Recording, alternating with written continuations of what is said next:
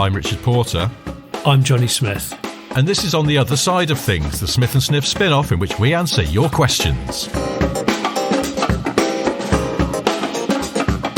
Hey, welcome to Otosot. Hey, here we are again with your questions. And what was that beep? Is that your watch? Yeah, it's my little 80s Timex that I sometimes wear on my wrist. Yeah. It's an on the hour every hour. I actually don't know how to turn it off, Rich. I've tried to turn it off numerous times, and it's really taxing. It's only got 2 buttons, and I still can't work it out. Yes, someone gave my daughter a digital watch for her birthday recently, and it's sort of off-brand. And I cannot for the life of me work out how to set the time. And it's really upsetting her. The time's not right. But it's so off-brand, I can't even look it up online because it doesn't have any sort of recognizable traits about it that you could go, I'll find the manual for that. There isn't one. Yeah, I find it quite frustrating. If it's that, in fact, that watch that is just bleeped, it is 5 minutes out, and it does irritate me. But anyway, oh well. The listeners don't need to know this. No. Well, let's crack on with some questions, starting with one from a listener called Elliot Burkitt-Jones. He has 2 things for the Smith & Sniff hive mind. He says his wife, my wife and I are both keen drivers and have an electric car for daily duties and a fun petrol car for weekend/backup drives. Wise people. Up to now, both have been large and practical.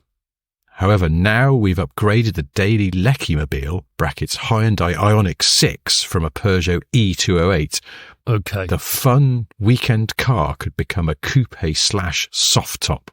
Oh. I've narrowed it down to either a 981 Cayman/Boxster or a 991 Gen 1 Carrera S.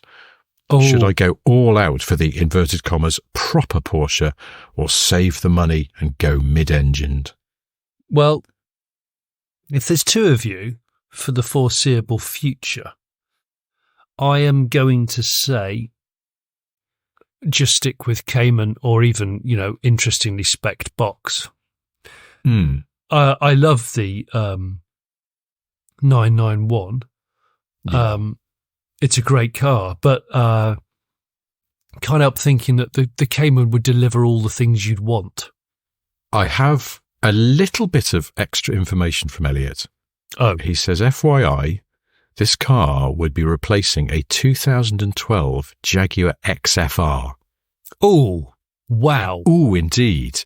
Yes, that's an ooh car. They're lovely. Now, that's a rare car, actually. Yeah, they are, aren't they? They're really nice. And grunty. That is a grunty car. There's some firepower in that, isn't there?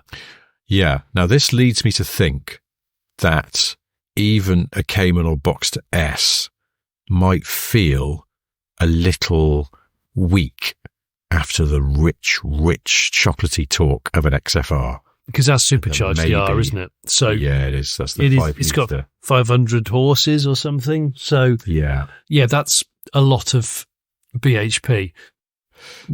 How much money have they got? Unfortunately, this has not been mentioned. However, because he's saying I've narrowed it down to either the 981 or the 991, I'm assuming that both are in budget or he wouldn't have brought them up. So I'm going to say in this case, go for the 911. Because he's saying Carrera S as well, so that'll have a bit of it's. I mean, it'll still feel different to the Jaguar because it'll need a bit more revving. But it'd be more agile. It'll be more agile, and it'll feel altogether sportier. But I think you'd start to miss maybe some of that effortless torque from the Jag if you got the low-powered Porsche. Look, guys, listen. Would it be wrong of me to bring up the Cayman R as a possibility?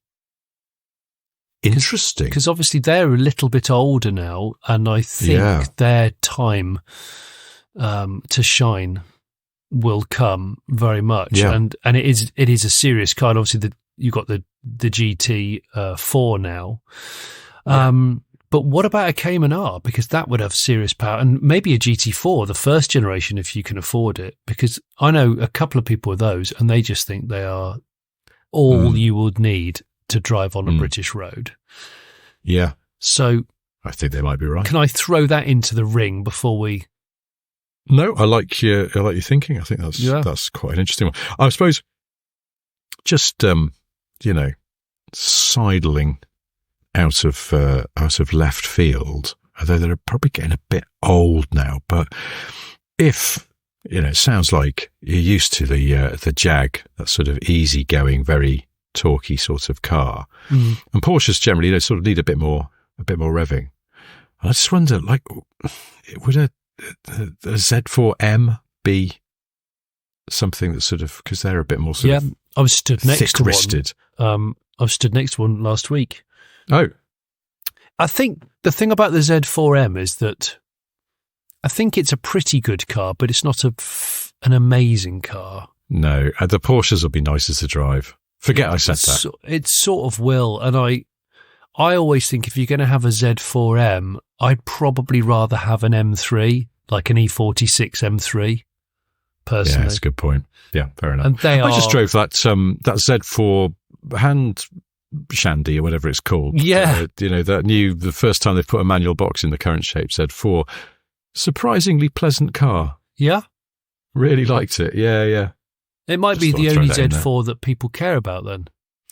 Also, it only comes with that matted green paint and a tan leather interior. It's, it looks... I'm never entirely sure about the looks of the current Z4. I think the wheelbase is too short, but this is as good looking as one of those Z4s is going to get. Does it only come in those two colours?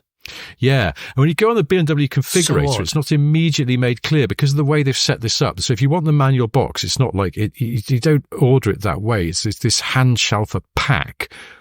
But if you're looking at the configurator, you go, I'd like a Z4. And you look at the paint colours and you go, oh, yeah, I think they call it frozen green or something. You click on that and this thing pops up and goes, if you want that, you'll have to have a manual gearbox. And it's sort of confusing way of doing it. That's very good. Yeah, but no, it's good. It's a likeable car, really nice ride, and it feels really stiff. Roadsters can sometimes feel a bit wobbly. It feels incredibly strong, and I liked it a lot more than I thought I would. We digress. Elliot has another question of sorts. Oh, I see. Right. Which is, he's double dipping here, but we're going to allow it. He says, my old neighbour growing up was a brown-haired, olive-skinned lady of Italian descent called Suzanne. Never Sue or Susie. No. I think she would have been in her early 40s when I was a teenager. Ever since I could remember, she drove a blue first-gen SLK. It was immaculate. Oh. She was married to a flash but friendly Essex builder type called Mike, who ran his own construction contractor. Mike had a Range Rover Spalt habit, and he'd have a new one on the drive every 2 years, usually black over ivory leather. He kept his vehicles immaculate to the point I remember getting a lift to a cricket match one week and noticed he'd left the leather information card attached to the headrests. Leather information card? I don't know whether they do this anymore with JLR stuff. They used to come with this little sort of leather care pamphlet that was sort of like zip tied to one of the headrests. That's brilliant. Elliot goes on, I vividly remember in the summer before I left for university in 2014, I was walking down the village road and a chestnut brown Porsche 911 Targa 4 came burbling along. It was Suzanne. She had the top down and was wearing some very large wide-brimmed sunglasses and a floppy summer hat. Oh. She waved at me as I gawped in amazement. I recently visited home and saw Suzanne, and I'm glad to report she still has the Targa and loves it. Oh. Turns out it was a gift from Mike when he sold his business, presumably for an absolute wad. So his question is Suzanne an example of a new class of upmarket, fiscally well-endowed Salika lady, which Elliot proposes is called Targa woman? Oh, yeah, Targa femme. I'd like that. So, hang on. Well, it will say in German. Targa Herren. This doesn't sound quite as sexy, does it? It would be, I think, Targa Femme. I think brilliant. I mean, the images you were conjuring with Suzanne and the Targa and the immaculate SLK. I thought your dander must have been up at the fact it was chestnut brown as well. I love that about it because I remember borrowing a press car that was when they brought back the Targa. Was it 997 model? There was a 996 Targa. Was it? Well, when they made it like really attractive again, was it? I think it was late 997. Anyway, I borrowed. Well, the one that got the sort of the proper like old school Targa style back window was 991, and it had that incredibly elaborate mechanism where the whole car that's right. wobbles. I remember the Mac. I borrowed a chestnut brown one. Did you? Yeah. It was fantastic. My daughter, who was quite young at the time, she thought it was the best because it was her. She was just like sitting in the middle of an automotive Eden project at the back there. It was great. Well, I love that story. I've got a letter here. It's not a letter. It's it's an email from Stephen. Hi, USSGs. Hope you're well. I'd like to know your favourite or your opinion on the best looking cars that came out, in brackets and all that, with factory wheel covers / wheel trims. For me, I think it would have to be the Mark III Vauxhall Cavalier SRI 130. My dad had a saloon one in red, which was a sporty looking car for its day, but suited the wheel trim covers beautifully, and I'm sure King Charles would agree on that subject. King Charles's Cavaliers. Yes. Cheers, mate. Thanks for this up. Because I've forgotten that even the 130, they still have trims on it. Yeah. Well, unless the Loys were an option. They might have been. But, also, because there's that great thing of trims that look like alloys, but also alloys that look like trims.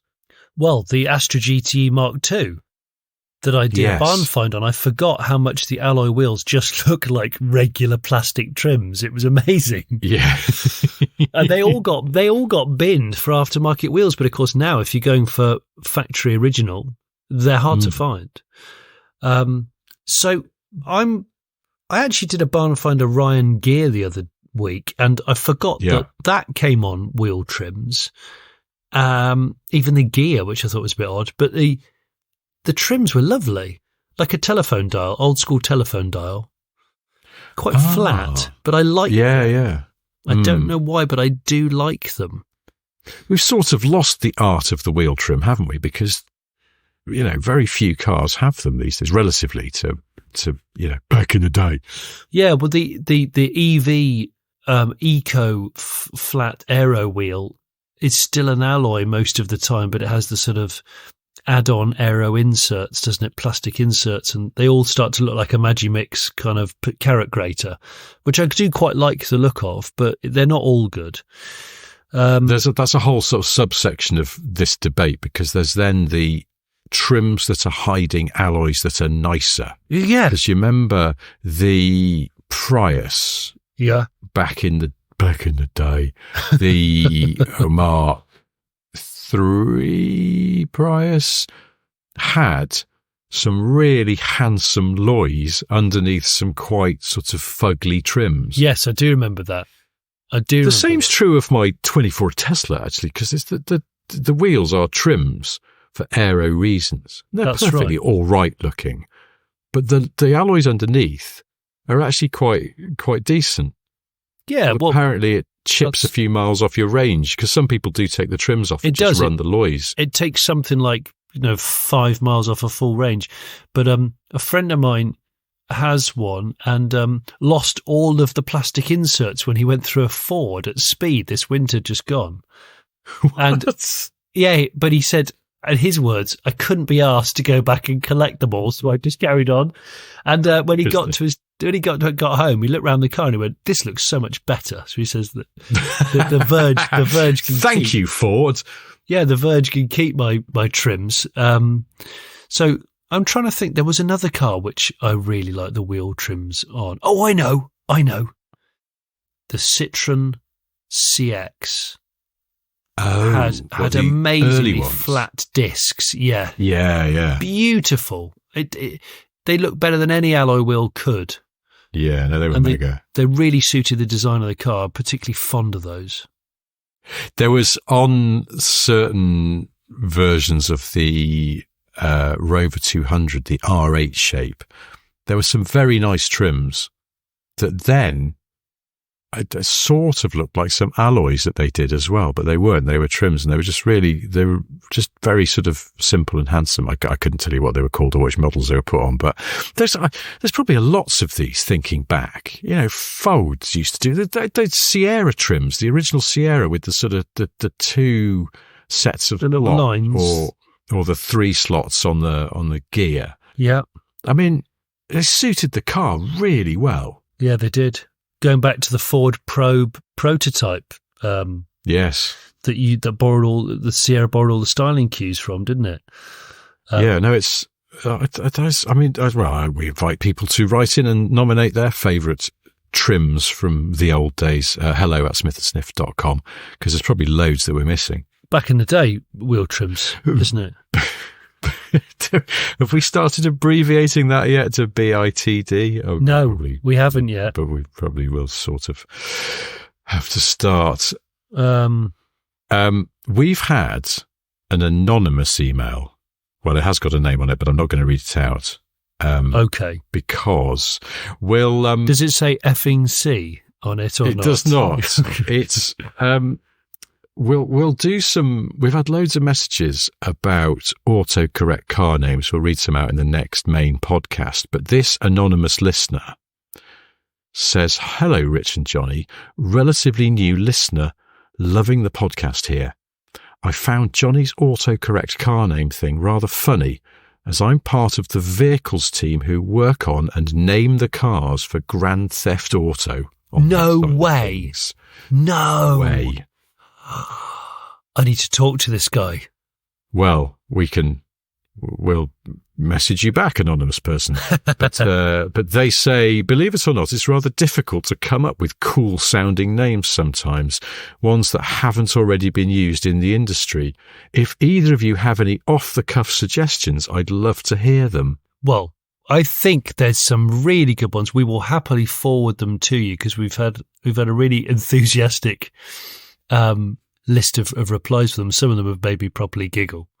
So we should I suppose it depends on the car that you're trying to name. Yeah. If it's like a supercar or it's just a regular sort of saloon car or something, or an SUV or something like that. But I don't think anyone will beat, for a massive stupid SUV, the Simpsons, when they did the Canyonero.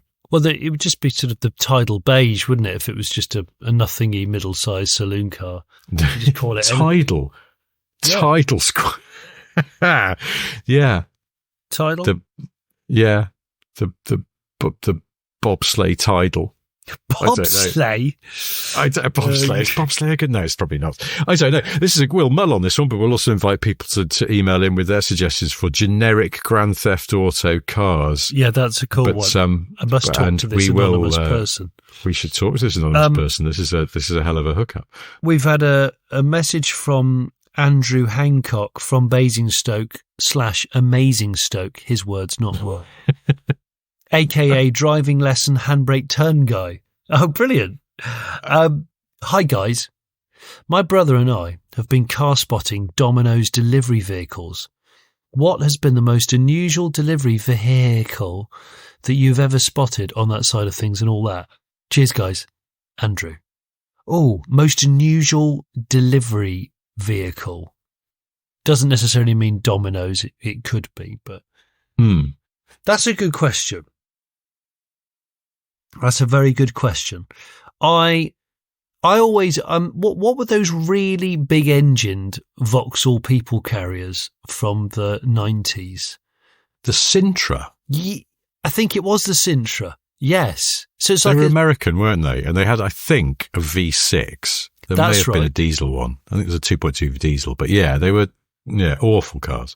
They were awful. They were like a larger but much worse Zafira.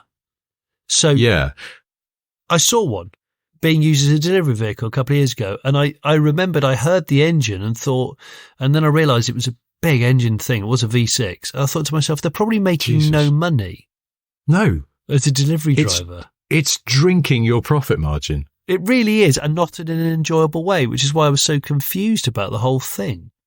Have I told this story before about when I was on old Top Gear? We used to do the JD Power survey. And it was, in those days, Quentin would go and we would film when the results came in, a VT of the winning cars, and we'd get those in. And around that time, it was that era when Jag was owned by Ford, and their quality had really jumped up. And I mean, in retrospect, you can say the JD Power survey, you know, sort of often is based on expectation versus reality. So Skoda always used to do better than VW because I think people bought Skodas and because they were cheaper, they thought they would be crappier, and they actually weren't. So they always scored well. And Jag, I think because people thought, oh, it's a Jag, it's going to break down. When they didn't, those Ford era Jags were actually all right. People would give them maximum marks for everything. The Jack Daniels Power Survey. Yes, exactly. And but one year, the Vauxhall Sintra came plumb last in the JD Power survey. Did it? So after Quentin had talked through all the sort of top 10, he revealed the loser of the survey that year, and it was a Sintra. And of course, Vauxhall wouldn't lend us one because I think they'd got a whiff of what was going on. So we borrowed one from a car supermarket. But then the director came up with this idea that we would spray it with slurry. Oh, shit. As Quentin did his piece to camera, we would just literally dump shit on it to illustrate what an awful and poor quality car it was. And that's what we did. Maybe this clip's on YouTube. Did you tell the No, of course not.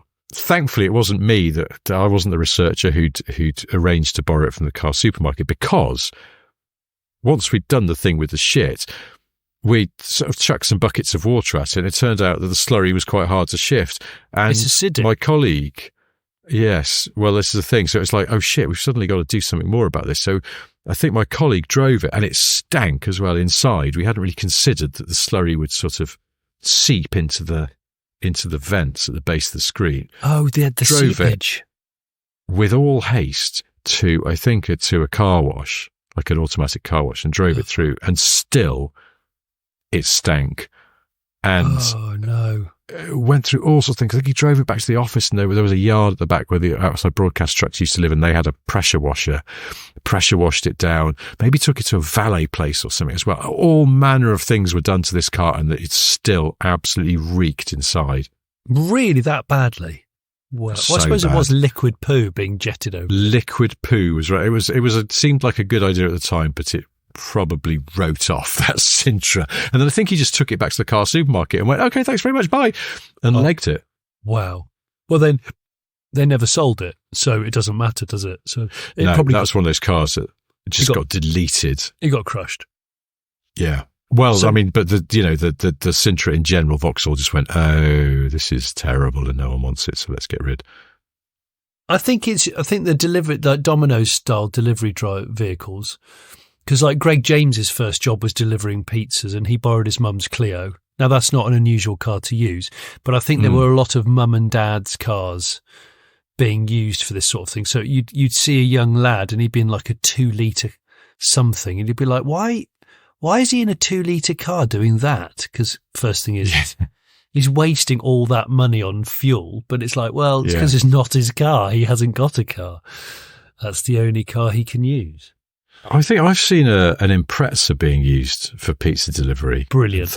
But like an Impreza Turbo, and thought, ooh, again, like I admire that, but that's going to be costly. Didn't Alex Kirsten off one of those less successful car podcasts? He used to deliver pizzas from something quite spicy, I think. Yeah, he did. Him and his friends. That's right. They all had quite a lot of fruity cars. It was a thing. But that was a few years ago. I mean, I don't know whether petrol is more expensive than ever. I just don't know if that's still feasible. No, I don't. Well, again, if anyone's got an amazing pizza delivery vehicle in their area, hello@smithandsniff.com. Give us a shout. Matt Edmonds says, the Aston Martin Signet is often considered one of the most bafflingly pointless cars ever to have existed. However, on the other side of things, do you guys think if Aston did the same today, by using a small electric platform with decent performance, it would be the most awesome premium city car ever? And if so, whose platform could they nick to do this? Alpine's version of the new Renault 5, perhaps? This is a very interesting letter. Well, I mean, I want to say if they were to buy a whole job lot of late BMW i3s, with the carbon tub, whether or not they could utilise that with the suicide back door. Because I think I laughed at the Toyota IQ Signet thing. I knew why they did it. It was a clever idea to get out of a spot of bother with legislation. But I don't know. I kind of like it now. I didn't like it before, and I'm quite intrigued by it now. No, we all sort of scoffed, didn't we? But they're. I think they're sort of sought after, aren't they? Like they seem to hold their value. The values are creeping up. Auto Trader now. They're creeping up. So they probably hold their residuals better than a than a better than IQ. Yeah. But they were then, there's sort of. I suppose people now go, oh well, they were legitimately painted by Aston Martin and trimmed by Aston Martin, weren't they? So there's the novelty value of them, even though they're sort of slightly ridiculous with those bloody bonnet vents and shiz. But there are 4 IQs on Auto Trader at the moment, and the cheapest one is 25 grand. Is it? The most expensive one is £30,495 for a 2011 Signet with 25,000 miles on it. So they're holding their value, which is pretty amazing, really. But what would you do? So modern electric, is it assuming that, like the Signet, Aston has to just sort of do a bit of changing the bumpers, but it can't change the shape? Or can they do a full rebody just on the skateboard, essentially, of an EV? Because I'll be honest, if they did that, then they could bring back the DB5 Bond stunt type car that they did, make it out of composites, and put an EV thingy underneath. But then don't they need to sort of start getting in bed with the little car company that's just changed its name, and I can't remember what they're called, to, but they're already making little Astons. Yeah, they do. And you can make them road legal if you really want to. What about if they did some kind of Aston that's on that Tamiya that they're making that's EV? That's a great idea. I don't know how that would work, because I know it's sort of not meant to have road car type range, because it's a bit more of a thing. Just out of interest, by the way, I've just sort of scanned it. So what is an IQ going for relative to 3 to a Signet? Well, there's one here for 2 grand. Yeah, but there's a GR one which was a Japanese only thing, and I love them. What? They did a GR-MN or whatever it is IQ. Oh yeah, really, Gremlin or whatever it is. Really cool thing. Really cool. There's an IQ. So in fairness, all the Signets were 1.3s, and the IQ you can have 1.3 or 1 litre. And I remember driving the 1 litre. The 1 litre was so underpowered that I was trying to go up Primrose Hill in London. And I had to. It was so sluggish. I had to change down into first to get up the hill without holding up traffic. So I would sort of err towards the 1.3, but there's loads of them.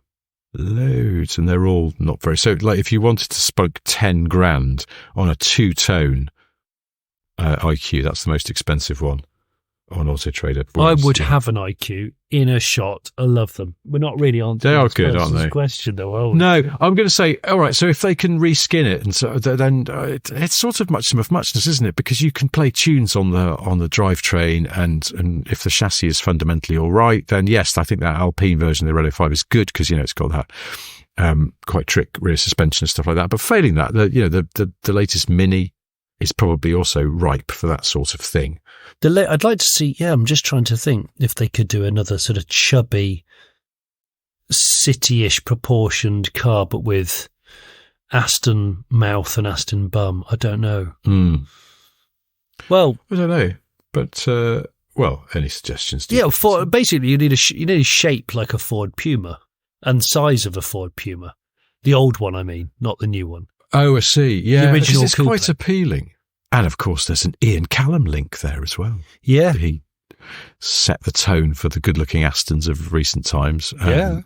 Well, he designed the DB9 and the V8 Vantage, and he did the Puma as well. So that's it. Then Aston, buy the Alpine / Renault 5 floor pan and hardware, and then get Ian Callum to design an Aston body for it. I'm going to say that the new Renault 5 is the most eagerly anticipated car launch of 2024. That's what I'm going to say. Because I think we've had quite a lot of new cars this year. I've not got that excited about many new cars. No, I actually did open up the internet the other day, and all the big car sites here are running reviews of a new Renault SUV, and I just sort of went, I didn't even know about this. Not the Scenic. Scenic? Sort of not interested. No, I think it's called the Simba.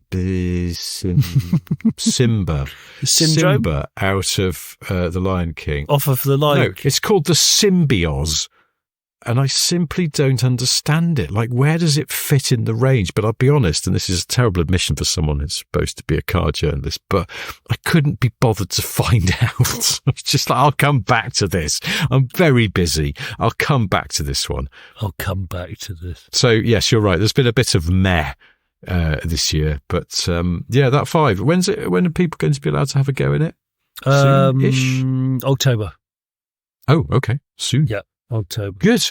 All right. Well, that's probably enough for this Otosot. You're on holiday next week, aren't I'm going to try to go on holiday next week. It might just be my back garden with a dressing gown on, but we'll see. Well, if that's so, then I'll do this on my own. But what I'll do is we'll make this a Top Gear special. So if you've got any questions you've ever wanted to ask about Top Gear, because I used to work on it. I know I don't mention it much, but I did. Did you? Send them in. Yeah, I know. I should have brought it up. You should. Anyway, if there's anything you've always wanted to know about the old school Top Gear with Clarkson, Hammond and May, or the Grand Tour for that matter, then send us a question and I'll do my best to answer it. At some point, just to flip it round, then we'll do one. You'll do one about Max Power or about Fifth Gear or both. Yeah. Yeah, far away. I've probably got some questions about Max Power, but so maybe we'll do that. Send any questions about Top Gear. If it turns out unexpectedly that Johnny's not on holiday next week, we'll just do a regular Otosot. But still send in your Top Gear questions. I'm sure they'll come in handy at some point. But for now, thank you for listening and goodbye. Take care, guys. Love you. Bye. Cheers, mate. Thanks very much.